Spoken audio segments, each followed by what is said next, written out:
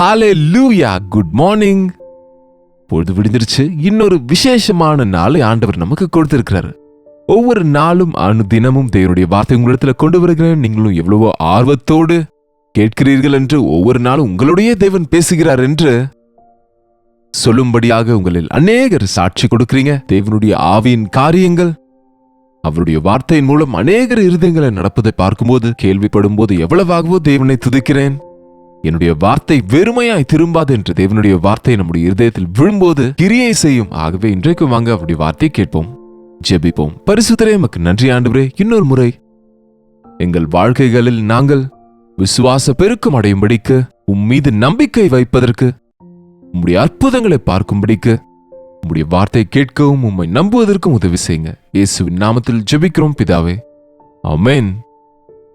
நிஜமா நீங்க ஆண்டவரை நம்புகிறீங்களா? அவர் ஆச்சரிய காரியங்களை செய்வார் என்று நம்புறீங்களா? அவர் நம்மோடு இருந்தால் எல்லா விஷயங்களிலும் பரிபூரணமா இருக்கும், பெருக்கம் இருக்கும், ஆசீர்வாதம் இருக்கும் என்று விசுவாசிக்கிறீங்களா? ஆண்டவரை கொண்டிருக்கிற நாம எவ்வளவு பாக்கியவான்கள் என்று. அவருடைய சமூகத்தை நம்ம கொண்டிருக்கும் போது நமக்கு எந்த ஆபத்தும் வராது, எந்த தீங்கும் நடக்காது என்று உண்மையா நீங்க நம்புகிறீங்களா? நீங்க ஆண்டவரோடு ஒரு தனிப்பட்ட உறவை கொண்ட வாழ்க்கையை வாழ்கிறீங்களா? அநேக நேரம் நம்முடைய வாழ்க்கையில அவிசுவாசத்துக்கு இடம் கொடுக்கிறோம். தேவன் இருக்கிறார் என்கிறோம், தேவன் அற்புதங்களை செய்வார் என்கிறோம், நம்புகிறோம் என்று சொல்கிறோம். ஆனால் அந்தந்த சந்தர்ப்பங்களில், அந்தந்த சூழ்நிலையில், அங்கே எதிர்கொள்ளுகிற நிலைமையை பொறுத்து சோர்ந்து போவதோ திகைத்து போவதோ நமக்கு சர்வ சாதாரணமாக இருக்குங்க. சில நேரம் நாம இவ்வளவு தானே, இதுதானே இருக்கு, இதுல என்னால என்ன செய்ய முடியும், இடத்துல பணம் இல்ல, அது இல்ல, இது இல்லன்னு சாக்கு சொல்லுவோம். நிஜம்தான், இந்த உலகத்துல எவ்வளவு இருந்தாலும் இயேசு ஆண்டவர் இல்லாவிட்டா அது நிறைவாக இருக்காது, அது ஆசீர்வதிக்கப்படாது. ஆனா ஆண்டவர் கையில கொடுத்தது எதுவா இருந்தாலும் சரி, அது மல்டிப்ளை ஆகுங்க. அவருக்கு ஒப்பு கொடுத்த விஷயங்கள் சக்சஸ் ஆகும். நாம விருத்தி அடைவோம், அது நிறைவேறுங்க.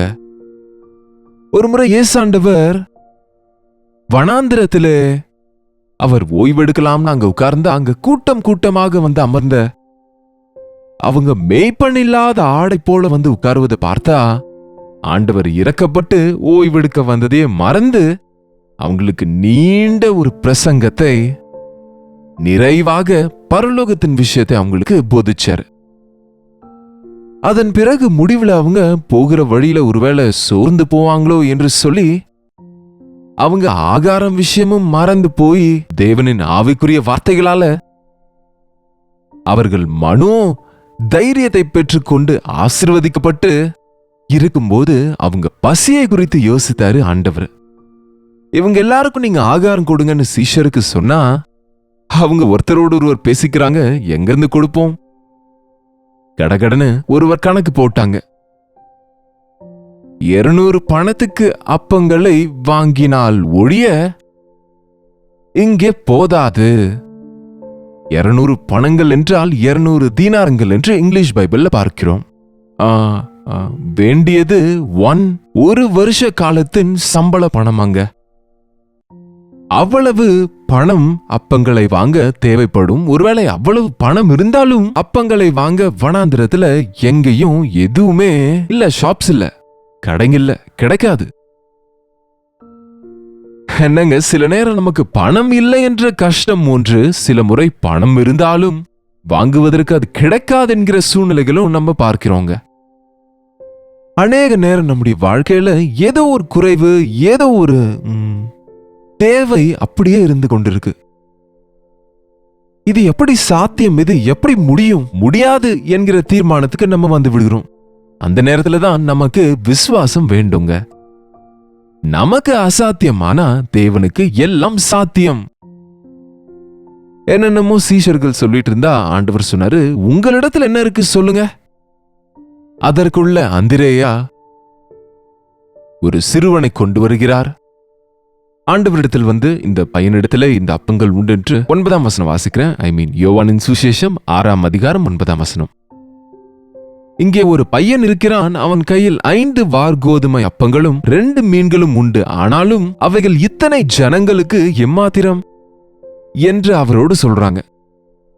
இங்கே 5 வார்கோதுமை அப்பங்களும் 2 சிறு மீன்களும் இருக்கு, அவ்வளவுதான். தவிர இத்தனை ஜனங்களுக்கு இது எம்மாத்திரம். இவ்வளவு பேருக்கு இந்த 2 மீன்களும் 5 அப்பமும் எம்மாத்திரம். ஒரு சிறு பையனோட லஞ்ச் இருக்கு.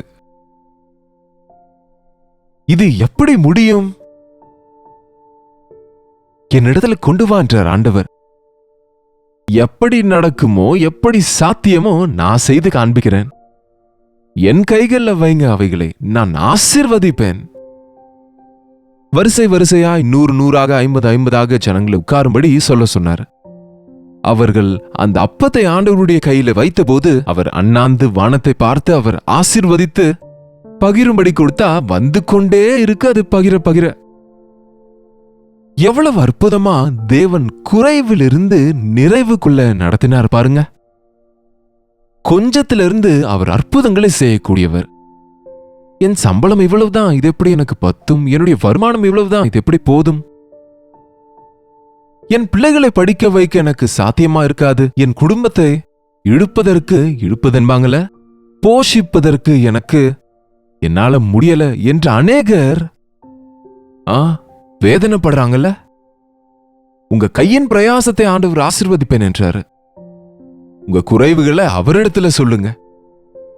பழைய ஏற்பாடிலே ஒரு சீஷனுடைய மனைவி எலிசா தீர்க்கதரிசியின் இடத்துல ஓடி வந்தாங்க. ஐயா, என்னுடைய கணவர் கடன் செய்து மரித்து விட்டாரு. கடன்காரன் வந்து என் 2 மகன்களையும் கொண்டு போகிறேன் என்கிறான். எனக்கு இரக்கம் செய்யுங்க ஐயா என்று தன்னுடைய வேதனையை சொன்னா, அவங்க பணம் கொடுப்பாருன்னு ஊழியக்கார இடத்துல போகல, சிலர் பணம் கொடுப்பாங்கன்னு கூட போறாங்க. எங்களை போன்ற ஊழியக்காரங்களை பார்த்து சில ஊழியக்காரங்க, ஐயா நாங்க ஏழை ஊழியக்காரங்க, சர்ச்சு கட்டி கொடுங்கன்னு கேட்டு கொண்டு இருப்பாங்க. ஏழை ஊழியர்கள் பெரிய ஊழியர்கள் என்ற வித்தியாசம் ஒண்ணும் இல்லைங்க. தேவனுடைய பார்வையில, மனுஷர் பார்வையில அவங்க அவங்கள உயர்த்திக்கிட்டா இருக்கலாம். தேவனுடைய பார்வையில எவ்வளவு மரத்துக்கு அவ்வளவு காற்று என்பது போல அவங்க பிரயாசம் இருக்கு, அவங்க போராட்டம் இருக்கு, அவங்க விசுவாசத்தை பயன்படுத்த வேண்டி இருக்கு. தேவனுக்கு நெருக்கமாய் நம்ம போக வேண்டும். தேவ ஊழியர்களின் ஜெபங்கள் நம்மை ஆசீர்வதிக்கும். தேவன் ஆசீர்வதிக்க வேண்டும் என்றால் நாம் அதை ஜெபத்திலே அவருக்கு ஒப்பு கொடுக்கணும். அதற்கு எலிசா என்ன சொன்னார் தெரியுமா? உன்னிடத்துல என்ன இருக்குமான்னு கேட்டார். என்கிட்ட என்ன இருக்கு ஐயா? எல்லாத்தையும் கடன் ஆக்கிட்டாரு. வீட்டுல இருக்கிற பொருட்களை கூட வித்து விட்டாரு. பிள்ளைங்க 2 பேர் இருக்காங்கன்னா அவங்களையும் கடன்காரன் வந்து கொண்டு போகிறான். என்னிடத்துல எதுவுமே இல்லை. என்னிடத்துல மண்பானையில கொஞ்சமாக எண்ணெய் மட்டும் இருக்குன்னு சொல்லுகிறாங்க. இந்த கொஞ்சம் எண்ணெய் இருக்கு, இதை வைத்து நான் என்ன செய்யணும் என்பது போல கேட்கிறாங்க. எலிசா என்ன சொன்னார் தெரியுமா? உன் உற்றார் இடத்துல சென்று பாத்திரங்களை வாங்கி கொண்டு நீ பானையில் இருக்கிற எண்ணெயை அதிலே ஊற்று என்று சொன்னபோது அவங்க விசுவாசத்தோடு அந்த வேலையை செய்தாங்க. அவங்க 2 மகன்களும் உதவி செய்தாங்க. வீடு நிறைய பாத்திரங்கள் எண்ணெயினால நிறைந்திருக்கிறது. அது ஊற்ற ஊற்ற வந்து கொண்டே இருக்கு. எஸ், அவங்க இதோ நீ சொன்னபடி செய்தேன் ஐயா, எண்ணெய் உண்மையாகவே எல்லா பாத்திரத்திலும் நிரம்பி விட்டது, நீ கேட்க பாத்திரமே இல்லை என்ற போது உன் கடனை செலுத்திவிட்டு மீந்த பணத்தினாலே உன்னுடைய வாழ்க்கையை பார்த்துக்கொள்ளு என்று அவரிடத்துல சொன்னதாக தெரிகிறது. தேவனை நம்ம ஐயா என் கடனை தீருங்கன்னு சொன்னா இனிமேலும் நீங்க கடன் வாங்காமல் உங்களை போஷிக்கிற பொறுப்பை எடுத்துக்கொள்வார் என்பதை இந்த விஷயத்துல பார்க்கிறோம். உன்னுடைய வாழ்க்கை நடத்த அவர் உதவி செய்கிறவராக இருக்கிறாரு. ஒரு கடனை வாங்கி அதை அடைக்க இன்னொரு கடனை வாங்குவாங்க அநேகர். இந்த குழியை மூட அங்கே குழி தோண்டினா அந்த குழி அப்படியே தானங்க இருக்கும். திரும்ப அந்த குழியை மூட இன்னொரு குழியை தோண்டினா குழியா தானங்க இருந்துட்டு இருக்கும். இன்றைக்கு கடன்களோடு இருக்கிறவங்க ஆண்டவரிடத்துல விசுவாசத்தோடு அவங்க ஜெபித்தால் உங்க புத்தியினத்து நிமித்தம், அவிசுவாசத்து நிமித்தம் கடனிலே மூழ்கிறோம் என்றால் என்கிற விஷயமா நீங்க மனஸ்தாபப்பட்டா அற்புதங்கள் இன்றைக்கும் செய்வாருங்க. எலியா போன்ற ஊழியக்காரனை காகங்கள் போஷித்தது. ஆனா ஒரு நாள் காகங்கள் நின்று விட்டது. கேரித்து ஆற்றின் தண்ணீர் நின்று விட்டது. என்ன ஆண்டவரே என்றால், விதவையின் வீட்டுக்கு போக சொன்னார் சாரைபாத்துல. அந்த சாரைபாத் ஊருக்குள்ள ஒரு விதவை காணப்பட்டாங்க, கீழே குச்சிகளை பொறுக்கி கொண்டு. இவங்கதான் அவங்களோ என்று சந்தேகத்தோடு அவர் எனக்கு கொஞ்சம் தண்ணி கொண்டு வாமா குடிப்பதற்கு என்று கேட்கிறார். சரி, தண்ணி தானே கொடுக்கலாம் என்று அவங்க ஒரு அடி வைப்பதற்குள்ள அப்படியே அந்த கையோட எனக்கு ஒரு அப்பத்தையும் கொண்டு வாங்கன்னு சொன்னாரு. அதற்கு அந்த விதவை, அந்த சாரைபாத்தின் விதவை என்ன சொன்னாங்க தெரியுமா? ஐயா, என் வீட்டிலே பானையில கொஞ்சம் தான் மாவு இருக்கு, களையத்துல கொஞ்சம் தான் எண்ணெய் இருக்கு. கடைசியா ஒரு அடையை சுட்டு மகனுக்கு மட்டும் கொடுக்கலான்னு விறகுகளை பொறுக்க வந்த. இதை தவிர என்னிடத்துல எதுவுமே இல்ல உங்ககிட்ட கொடுப்பதற்கு என்பது போல சொல்லும்போது அவர் அதற்கு என்ன சொன்னார் தெரியுமா? போங்கம்மா, நீங்க அப்படியே ஆயத்தப்படுத்துங்க, உங்க பிள்ளைக்கு கொடுங்க, ஆனா அதற்கு முன்பு ஒரு சிறிய அடையை செய்து எனக்கு கொண்டு வா என்றாரு. அந்தபடியே அவங்க விசுவாசத்தோடு நம்பினாங்க. எனக்கு இருக்கிற சின்ன அடையை உனக்கு கொடுப்பது என்னன்னு எதிர்த்து பேசல. அப்படியே சிறிய அப்பத்தை கொண்டு வந்து கொடுத்தா, திரும்பவும் பானையில கை வச்சா மாவு திரும்ப வந்துருச்சு, களையத்துல எண்ணெய் திரும்பவும் வந்துருச்சுன்னு வேதம் சொல்லுது. பஞ்ச காலம் முழுவதும் அவங்க பானையில மாவு செலவழிந்து போகல, களையத்துல எண்ணெயும் செலவழிந்து போகல. உலகமெல்லாம் பஞ்சத்துல, ஊரெல்லாம் பஞ்சத்துல இருக்கிறாங்க. ஆனா இவங்க வீட்டுல எந்த குறைவும் இல்லாமல் தேவன் அந்தந்த நாளும் அவளே ஆசீர்வதித்தார். உன்னால் விசுவாசிக்க கூடுமானால் விசுவாசிக்கிறவனுக்கு எல்லாம் கூடும். இன்றைக்கு உங்க குறைவு என்னன்னு எனக்கு தெரியாது.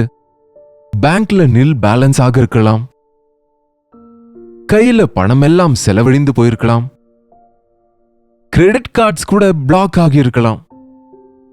என்னங்க, வருமானத்துல கூட முன்பாகவே அட்வான்ஸ் பேமெண்ட்ஸ் எடுத்துக்கொண்டதால கைக்கு வருமானம் முழுமையா வராம இருக்கலாம். இன்னும் இன்னும் இன்னும் நெருக்கப்பட்டு இவ்வளவுதானா என்னுடைய வாழ்க்கை என்று நீங்க நொந்து போயிருக்கலாம். ஆண்டவரிடத்துல வாங்க, உங்க பிரச்சனையை அவரிடத்துல சொல்லுங்க. அவர் ஆசீர்வதித்தால் அது என்றென்றைக்கும் ஆசீர்வாதம்.